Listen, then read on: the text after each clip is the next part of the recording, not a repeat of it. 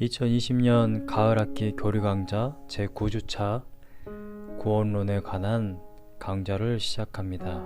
먼저 지난 8주간 있었던 강좌의 내용을 요약하여 복습합니다. 계속해서 복습을 하였기 때문에 긴 설명 없이 간단하게 하고 넘어가도록 하겠습니다. 첫 주차에는 구원론을 왜 공부해야 하는지에 대해서 우리가 이미 나눈 바 있습니다. 두 번째 주는 구원이란 무엇인가, 다른 종교와 다른 성경에 말하고 있는 구원이 무엇인지에 대해서 말씀드렸습니다. 세 번째 주에는 구원의 서정에 대해서 말씀드렸습니다. 하나님께서 하나님의 백성들에게 구원을 적용하시는 과정을 구원의 서정이라고 하는데, 이 모든 단계는 시간순이 아니라 단번에 예수 그리스도가 십자가에 달리실 때에 이루어진 것이라고 말씀드렸습니다. 그러나 이것을 조직신학적으로 서정을 구분해 놓은 것은 우리 인간들이 이것을 인식할 수 있도록, 이것을 이해할 수 있도록 정리를 해 놓은 것입니다. 네 번째 주와 다섯 번째 주에는 우리 최보환 전사님의 산상수훈 특강이 있었고, 여섯 번째 주에는 5대 강령을 시작하면서 토럴 디프라프티, 즉 전적 타락에 대해서 우리가 나눈 바 있습니다. 모든 인간들이 아담이 범죄함으로 인하여서 전적으로 타락했느냐 아니면 부분적으로 타락했느냐를 어떻게 정의하느냐에 따라서 우리들의 신앙과 성경을 바라보는 그러한 관점이 달라지게 됩니다. 성경은 분명히 전적으로 타락해서 완전히 무능력 상태인 그러한 인간의 모습을 보여주고 있습니다. 그래서 하나님의 전적인 공로, 전적인 하나님의 은혜가 필요함을 말하고 있습니다. 일곱 번째 주에는 무조건적 선택, 어떠한 조건을 보지 않으시고 하나님이 우리를 택하셨음을 우리가 나눈 바 있습니다. 전적으로 타락을 했기 때문에 우리가 어떠한 조금의 부분도 하나님 앞에 선한 모습을 보여줄 수가 없습니다. 따라서 하나님이 우리의 조건 없이 일방적으로 택하신 것이지, 우리가 어떠한 모습을 보여서 하나님이 우리를 택하신 것이 아니라는 것입니다. 지난주에는 리밋 어텀먼에 대해서 우리가 나눈 바 있습니다. 제한 속죄, 하나님이 예수 그리스도를 통해 하나님의 자녀들을 구원하신 것이지 모든 인간을 구원한 것이 아니라는 것입니다. 성경은 분명히 지옥이 존재하고 있고, 예수 그리스도의 이 효력은 모든 하나님이 능력으로 모든 사람들을 구원할 만한 능력이 분명히 있지만, 하나님은 하나님의 사람을 분명히 이미 태초 이전에 선택해서 그 다음에 구분된 하나님의 자녀들을 위해서 예수 그리스도가 돌아가셨다라는 것입니다. 그래서 이것을 우리는 은혜라고 말하는 것이죠. 하나님이 모든 사람을 구원해야만 하고 또 그렇게 하기를 원했는데 그렇게 하지 못했다라고 한다면 하나님은 무능력한 신이 되는 것입니다. 그러한 것이 아니라는 것이죠. 성경은 분명히 은혜로서 하나님이 선택한 사람들을 분명히 속죄한 그러한 내용을 말하고 있습니다. 우리는 계속해서 5대 강령에 대해서 공부를 하고 있습니다. 오늘은 5대 강령 중에 네 번째인 irresistible grace, 불가항력적 은혜, 거부할 수 없는 은혜에 대해서 우리가 나누도록 할 것입니다. 하나님은 선택한 사람에게 거부할 수 없는 은혜를 주십니다. 이것이 성경에 말하고 있는 것입니다.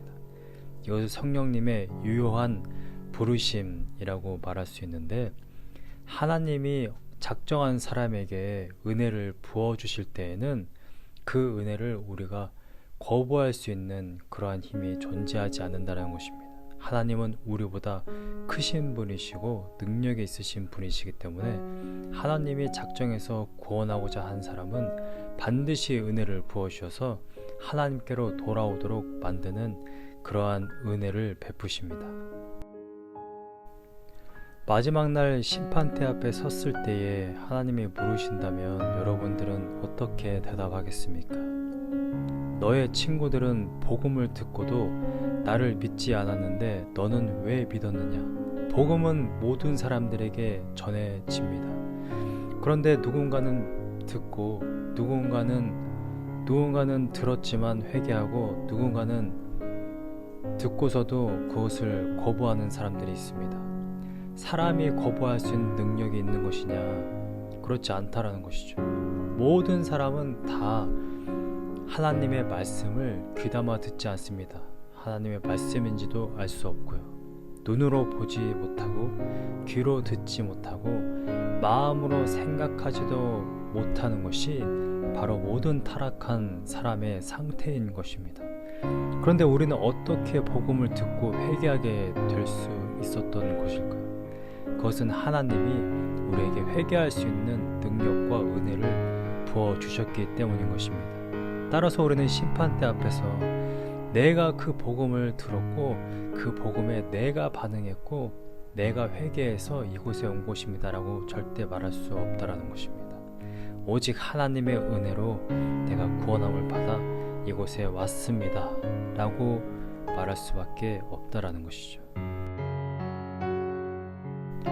전적 타락의 상태를 거부하는 알미니우스 주의는 사람이 전적으로 타락한 것이 아니기 때문에 은혜를 거부할 수 있다라고 주장합니다.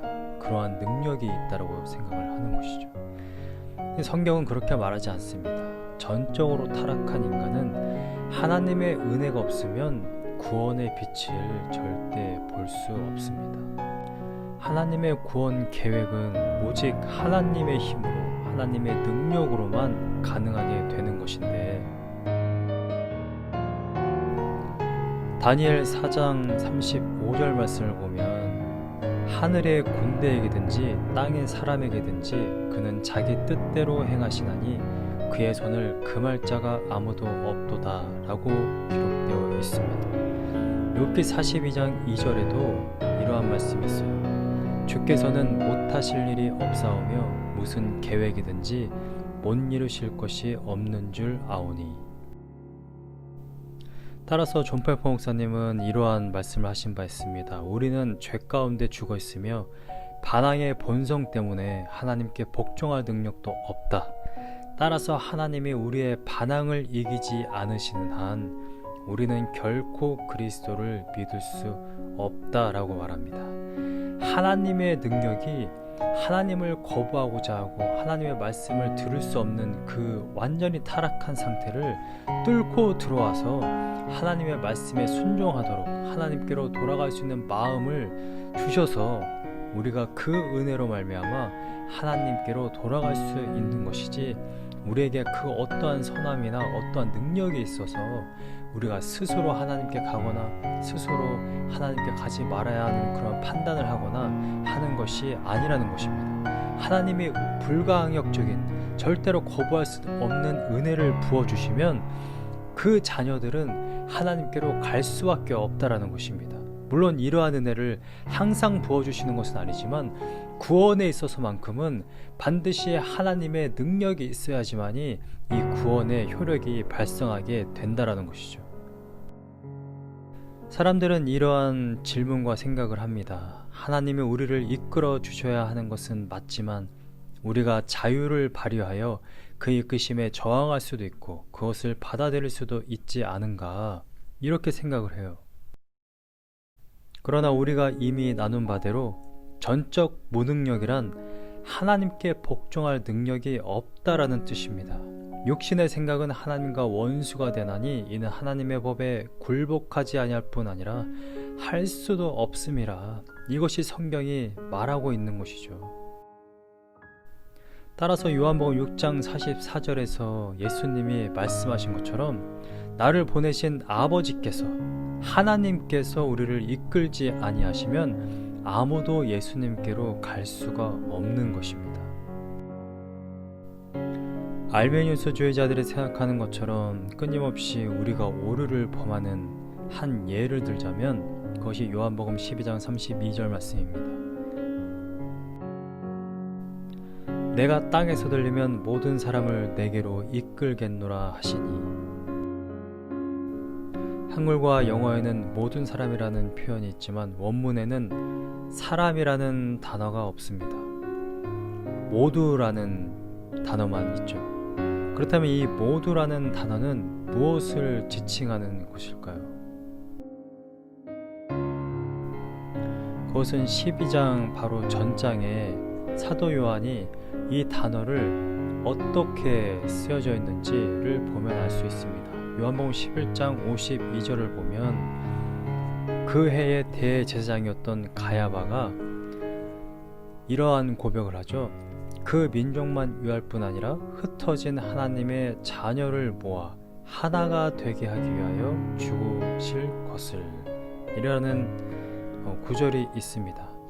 즉 하나님의 모든 자녀들을 위해 죽으셨다는 것입니다. 이 모든 이라는 뜻은 유대 민족뿐만 아니라 이방인들까지도 포함되는 것입니다. 온 세상 가운데, 온 족속 가운데 흩어져 있는 하나님의 자녀들을 위해 죽으셨다라는 표현을 하고자 하는 것이죠. 요한복음 6장 64절에서 65절 말씀을 보면 그러나 너희 중에 믿지 아니하는 자들이 있느니라 하시니 이는 예수께서 믿지 아니하는 자들이 누구며 자기를 팔 자가 누구인지 처음부터 아심이러라. 지금 가룟 유다를 가리켜 이야기하고 있는 것입니다.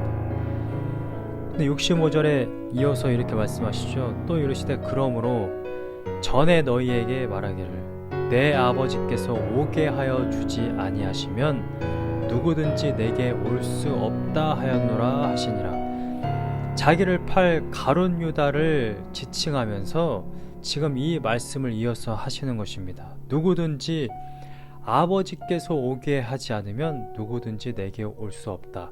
그러니까 하나님 아버지는 지금 가룟 유다는 예수 그리스도를 팔도록 작정되어 있다는 것입니다. 누구의 뜻대로? 하나님의 뜻대로.